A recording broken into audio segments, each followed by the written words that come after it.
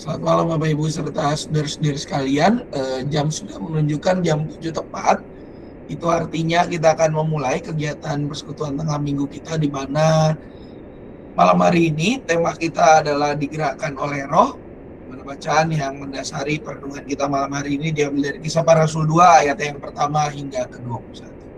Sebelum kita melangkah lebih jauh Bapak Ibu, kita akan mengangkat sebuah pujian pembuka yang diambil dari NKB 100. NKB 100 berjudul Rindukah Engkau Mendapat Berkat Tuhan, akan menjadi lagu pembuka kita.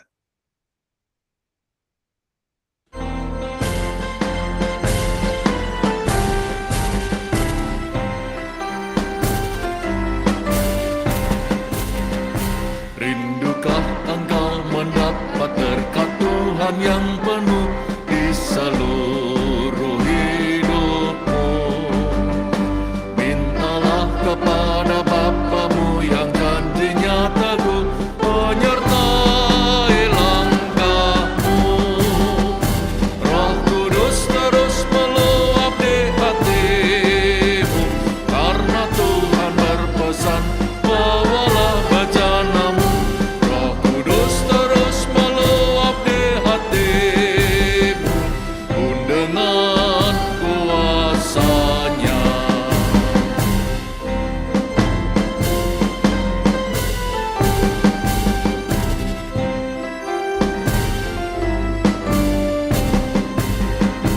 Oh, anugerah ilahi pun mengalirlah terus, tak berubah kasih-Nya. Bejanamu kan terisi oleh kuasa Roh Kudus, ya dan amin janjinya. Roh Kudus terus meluap di hatimu, karena Tuhan berpesan, bawalah bejanamu. Roh Kudus terus meluap di hatimu, pun dengan kuasanya.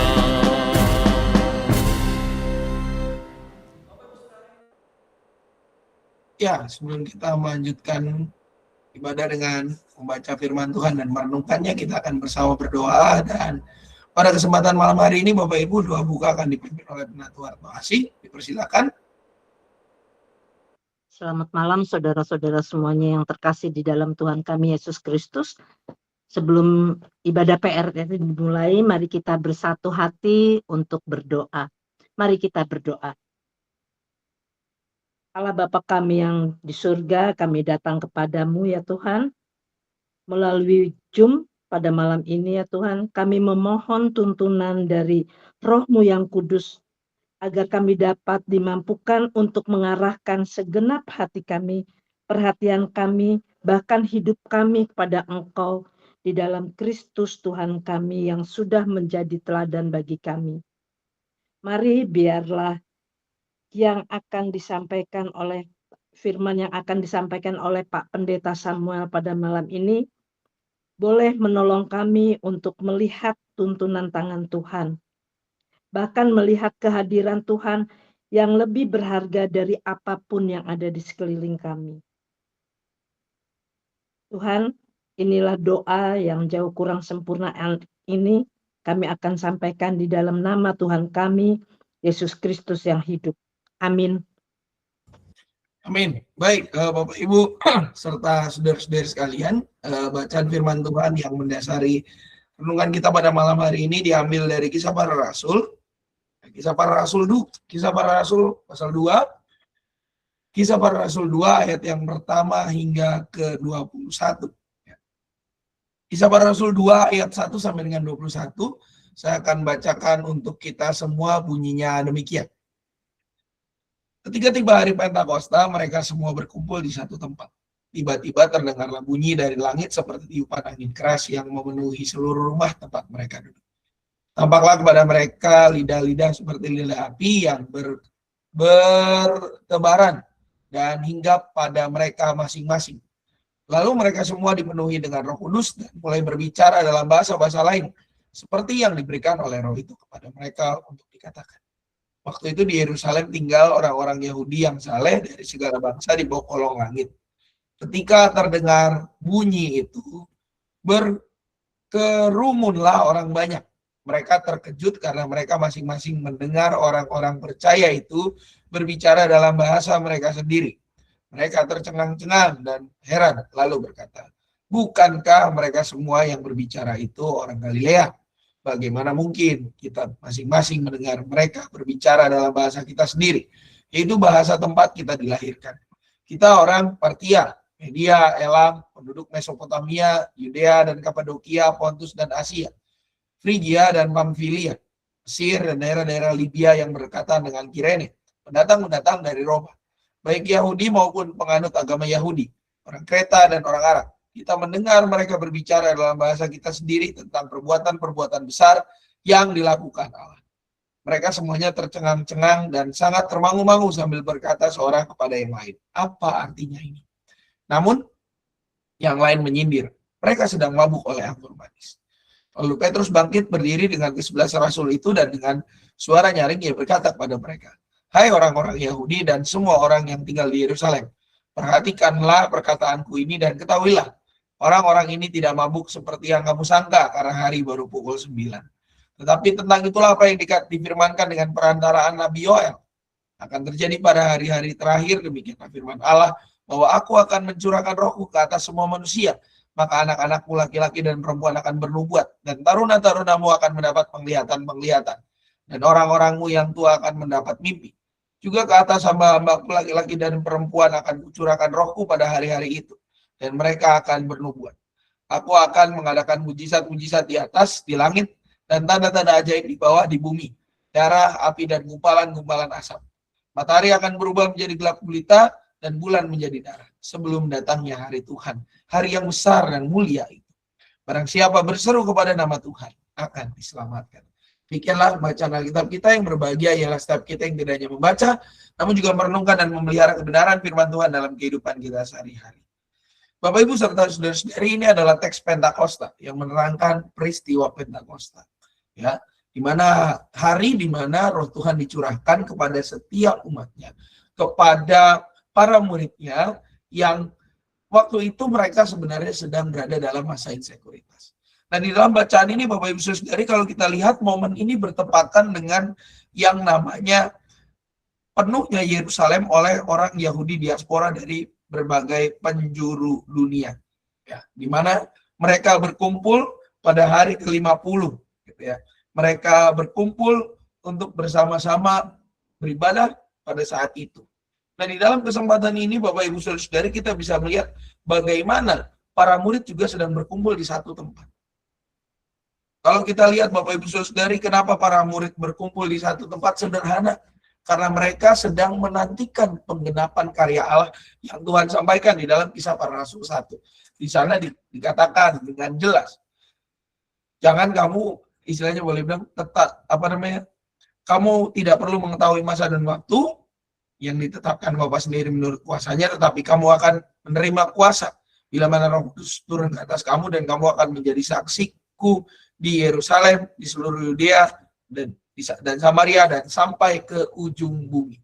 Ya, di mana mereka bertahan berada di Yerusalem untuk berdoa menantikan pemenuhan daripada janji Allah itu.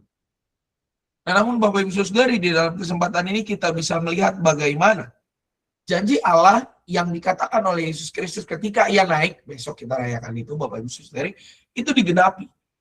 Di mana Tuhan mengutus Roh Kudus untuk menguatkan mereka. Bahkan tidak sekedar menguatkan. Kalau kita perhatikan di sini, ada sebuah hal yang menarik, ya.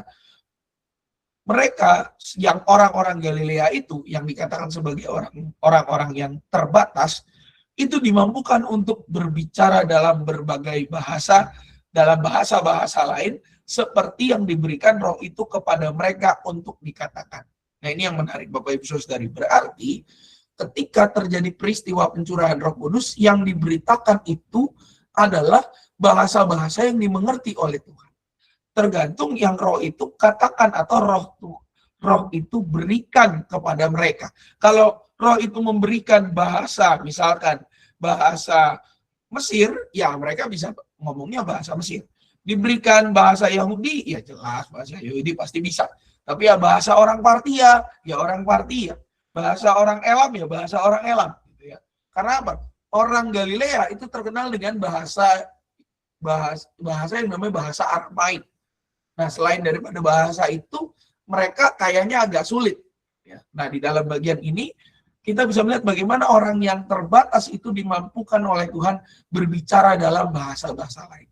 Walaupun sempat dianggap mabuk, tapi karena mereka yang sudah diberikan keberanian, di situ kita bisa lihat bagaimana Petrus mengungkapkan pembelaannya.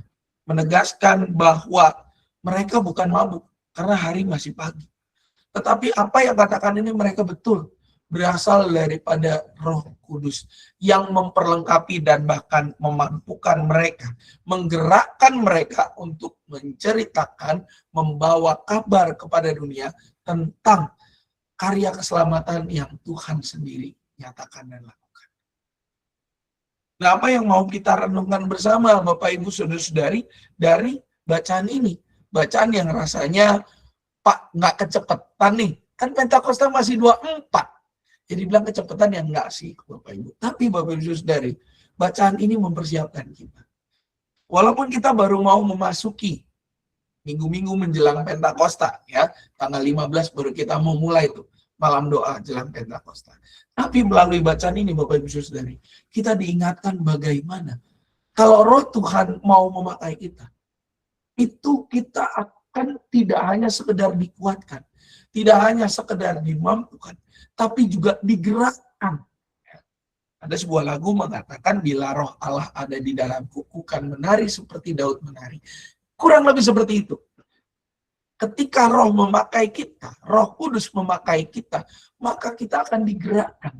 Tidak hanya dikuatkan ataupun dimampukan, tapi juga digerakkan untuk mewartakan kabar sukacita itu. Dimampukan atau bahkan diberikan kuasa untuk berani mempertanggungjawabkan iman kita. Ya, di dalam surat Rasul kan dikatakan, beritakanlah firman Tuhan, baik atau tidak baik waktunya. Nah, Roh Kudus memampukan kita untuk memberitakan firman Tuhan itu baik atau tidak baik waktunya. Dalam segala hal, baik ketika kita sedang berduka, ketika kita sedang bersukacita, kita diberikan kemampuan oleh Roh Kudus untuk mewartakan firman Tuhan. Karena roh itu dicurahkan kepada setiap kita yang adalah para muridnya. Nah, pertanyaannya Bapak Ibu Saudari, bagaimana kita bisa merespon karya Roh Kudus ini sehingga roh itu tidak hanya sekedar hinggap atau diam di dalam diri kita, tapi benar-benar tersuarakan ke banyak orang. Benar-benar bisa menjadi sebuah kesaksian yang nyata lewat kehidupan kita. Nah, satu cara Bapak Ibu Saudari yang bisa kita lakukan adalah dengan membuka hati. Ketika kita membuka hati terhadap karya dan pekerjaan Roh Kudus, maka kita akan dimampukan. Dimampukan untuk tidak hanya sekedar menerima, tapi juga dimampukan untuk melampaui keterbatasan kita. Seperti para murid yang dimampukan untuk melampaui keterbatasan mereka. Begitu juga karya roh yang ada di dalam diri kita ketika kita mau membuka hati. Jangan justru ketika mendengar panggilan Tuhan kita malah mengeraskan hati. Ketika kita mendengar panggilan Tuhan, marilah kita membuka hati kita. Karena apa? Karena ketika kita melakukan karya Tuhan, apa yang kita lakukan itu bukan dari tenaga kita. Tetapi itu semua bersumber daripada Tuhan yang senantiasa memenuhi diri kita. Kita dimampukan untuk menghadirkan pembaharuan rohani yang nyata dalam kesatuan dan keberanian untuk bersaksi. Benar-benar mempertanggungjawabkan iman kita pada waktu yang baik maupun tidak baik.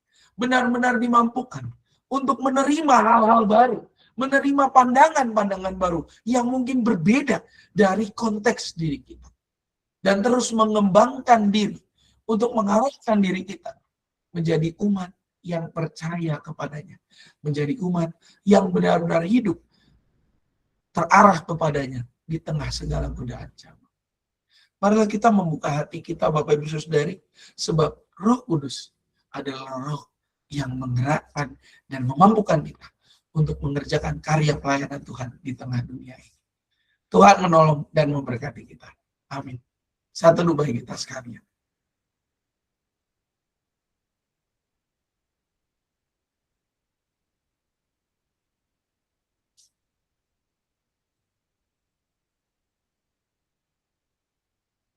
Saat teduh kita selesai, Bapak Ibu Saudari, kita masuk kepada bagian doa syafaat.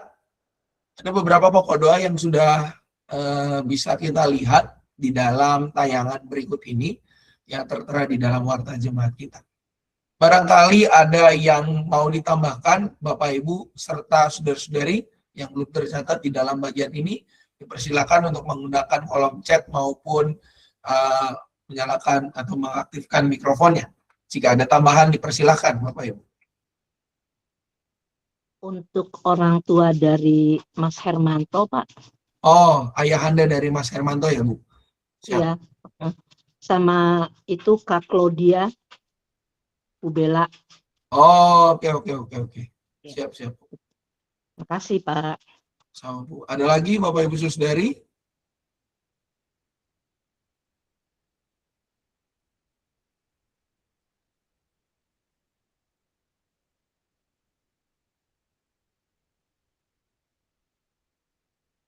Oke, kalau tidak ada tambahan, mari kita menaikkan doa syafaat kita kepada Tuhan. Kami bersyukur ya Tuhan, karena pada kesempatan malam hari ini kami diingatkan akan karya-Mu, karya Roh Kudus-Mu yang menggerakkan dan memampukan kami untuk boleh mengerjakan misi-Mu di tengah dunia ini ya Tuhan. Biarlah Engkau yang menolong kami untuk boleh berani membuka hati, pikiran setiap kami agar boleh disentuh oleh Roh-Mu dan boleh digerakkan serta dimampukan untuk melampaui segala keterbatasan kami ya Tuhan. Kuatkan dan mampukan kami ya Tuhan, karena tanpa Engkau kami tidak mampu melakukannya. Kami pada saat ini juga berdoa untuk bangsa dan negara kami di tengah segala situasi dan kondisi yang terjadi. Kiranya Tuhan yang memakai para pemimpin kami agar mereka boleh bekerja di dalam semangat yang terarah hanya kepada-Mu saja. Biarlah segenap keputusan yang diambil benar-benar untuk kemuliaan nama-Mu dan bukan untuk kepentingan pribadi mereka. Membangun kepentingan bersama ya Tuhan dan juga membawa bangsa dan negara ini ke arah yang lebih baik.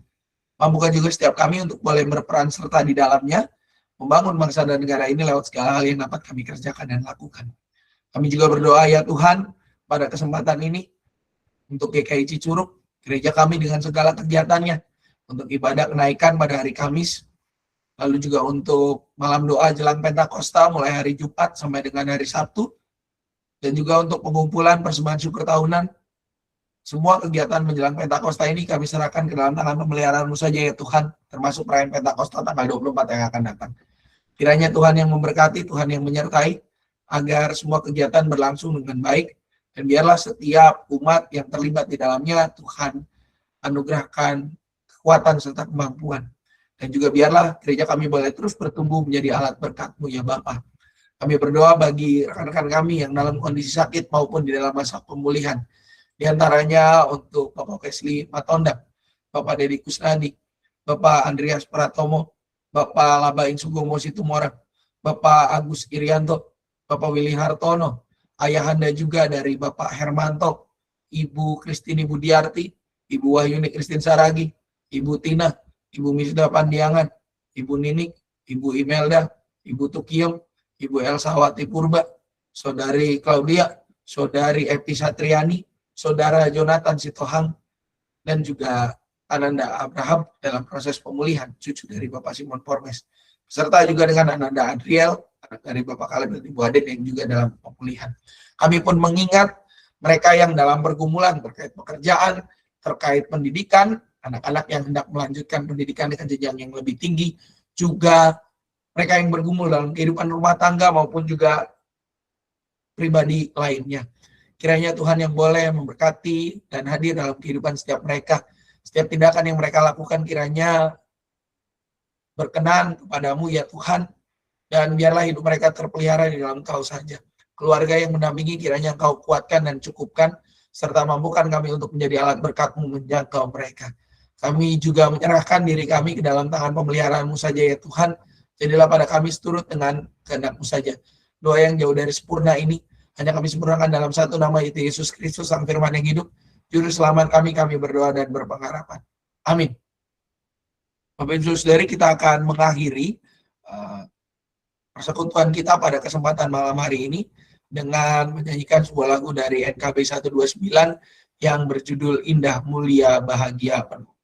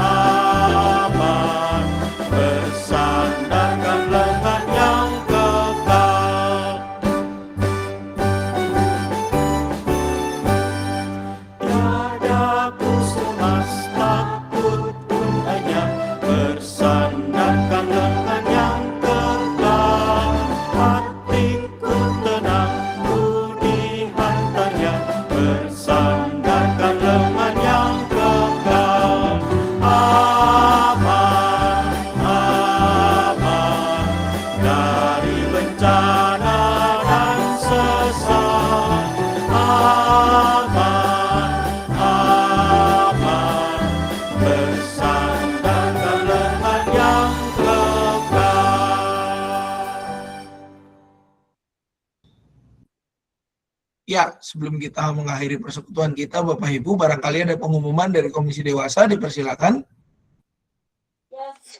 Baik, terima kasih Pak Pendeta Samuel. Terima kasih Bapak Ibu yang sudah berpartisipasi dalam PRT di malam ini.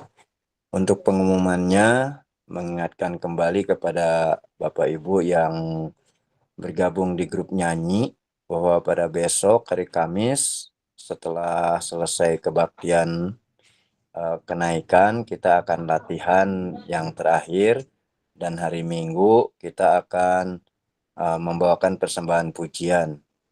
Mengingatkan juga untuk KU2 bagi yang sudah terjadwal kolektan di hari Minggu, mohon dipersiapkan dan diingatkan kembali bahwa harus mengikuti doa konsistori. Jadi minimal setengah jam sebelum kebaktian dimulai harus sudah berkumpul di gereja. Itu berikut tanggal 28 hari Kamis 28 bulan Mei ini ada ibadah gabungan Persekutuan Cici Suci Penginjil di GKI Cianjur. Pelayan firmannya Pendeta Luther Tarlim Samara dari GKI Jetset. Waktunya pukul 17. Jadi kita akan berangkat minimal pukul 13.30 atau pukul 14 maksimalnya. Itu saja Pak Pendeta untuk pengumuman dari Komisi Dewasa. Terima kasih Pak. Oke, terima kasih Pak David Sombotan. Baik, Bapak Ibu Saudari, kalau dari saya sih tambahan cuma sedikit saja. Yang pertama terkait untuk kebaktian kenaikan hari Kamis besok ya, itu hanya satu kali kebaktian jam 8 pagi gitu ya, Bapak Ibu Saudari. Jam 8 pagi untuk kebaktian kenaikan. Setelah itu dilanjutkan dengan kegiatan untuk retreat katekisan begitu ya, untuk yang kelas katekisasi. Ya, untuk detail-detailnya jangan lupa, khususnya mohon perhatian dari rekan-rekan kelas katekisan maupun orang tua katekisasi, gitu ya. Minggu seperti biasa, 2 kali kebaktian, lalu juga mengingatkan Bapak Ibu Saudari persembahan syukur tahunan itu dikumpulkan pada tanggal 24 Mei, gitu ya, untuk yang amplopnya, dan juga Bapak Ibu Saudari bila mana mungkin mau mempersembahkan dalam bentuk naturalia seperti yang tertera dalam tayangan kita, Bapak Ibu Saudari, itu ada hasil bumi, makanan, kue, dan sejenisnya yang bisa lelang pada saat tanggal 24 nanti. Silakan Bapak Ibu Saudari, ini bukan pengurus persekutuan sebenarnya, menginformasikan kepada penatua pendamping wilayah, gitu ya. Itu silakan Bapak Ibu yang mungkin punya persembahan berupa hasil bumi atau juga mungkin yang mau bikin masakan gitu yang bisa dilelang lah intinya pada tanggal 24 itu silakan Bapak Ibu menginfokan ya ke penatua pendamping wilayah masing-masing kalau sebelum tanggal 17 Mei, kalau paling telat tuh tanggal 17 Mei gitu ya. Daftar penatua pendamping wilayah Bapak Ibu bisa cek di di warta jemaat yang tertera berikut ini gitu ya. Juga Bapak Ibu Saudari mengingatkan bahwa untuk LKKJ juga sedang ada program sensus atau pengkinian data jemaat. Silakan Bapak Ibu membawa data-data yang tertera seperti ini setiap hari Minggu begitu ya. Setiap hari Minggu secara onsite ya, membawa berkas-berkas ini untuk mendaftarkan kembali anggota jemaat karena GKI Cicurug sedang melakukan pengkinian data, update data. Kalau Bapak Ibu yang nggak datang, yang nggak mengupdate data, ya kita anggap entah kemana, gitu ya. Silakan Bapak Ibu Saudari dilihat tanggal-tanggalnya. Kita jalan mulai tanggal 10 sampai dengan tanggal 14 Juni, gitu ya. Bapak Ibu silakan menghampiri stand LKKJ setiap hari Minggu yang ada di tata usaha gereja, gitu ya. Jangan lupa membawa hal-hal dokumen kelengkapan seperti ini. Tenang Bapak Ibu Saudari, ini hanya untuk pemberkasan kita di gereja. Jadi, tidak akan dijual kemana-mana. Lalu juga hari Minggu tanggal 17 ada persidangan majelis jemaat. Mohon dukungan doa serta tanggal 17 untuk Bapak Ibu anggota jemaat baru. Ini ada penerimaan di tanggal 17 di jam 7 pagi di Kebaktian Umum 1. Bagi Bapak Ibu yang nama-namanya tertera di bawah ini, silakan datang pada saat itu dan tidak terlambat. Ya. Ini kita akan melakukan penerimaan anggota jemaat baru di tanggal 17 di Kebaktian Umum yang pertama. Ya. Dan juga Bapak Ibu Saudari, untuk kegiatan-kegiatan selanjutnya atau info-info lainnya Bapak Ibu bisa cek gitu ya di dalam warta jemaat GKI Cicurug yang tertera di link yang pasti dibagikan setiap hari Minggu atau hari Senin yang ada link tree-nya itu ya. Tinggal memilih saja opsi warta jemaat GKI Cicurug, diklik di bulannya sesuai bulan yang sekarang. Itu saja Bapak Ibu kalau dari saya tambahannya. Jangan lupa besok jam 8 pagi untuk ibadah kenaikan hari Kamis gitu ya. Jam 8 pagi, dan jangan lupa juga untuk persembahan syukur tahunannya agar diisi dan nanti dipersembahkan, amplopnya diisi yang sudah dibagikan dan nanti dipersembahkan juga pada tanggal 24 Mei 2026. Dan juga Bapak Ibu Saudari mengingatkan kartu persembahan bulanan maupun persembahan persepuluhan sudah dapat diambil di gereja gitu ya. Sudah bisa diambil lagi dan jangan lupa untuk diambil. Itu saja kalau dari saya, kiranya menjadi berkat untuk kita semua. Selamat malam, selamat melanjutkan aktivitas. Tuhan Yesus memberkati.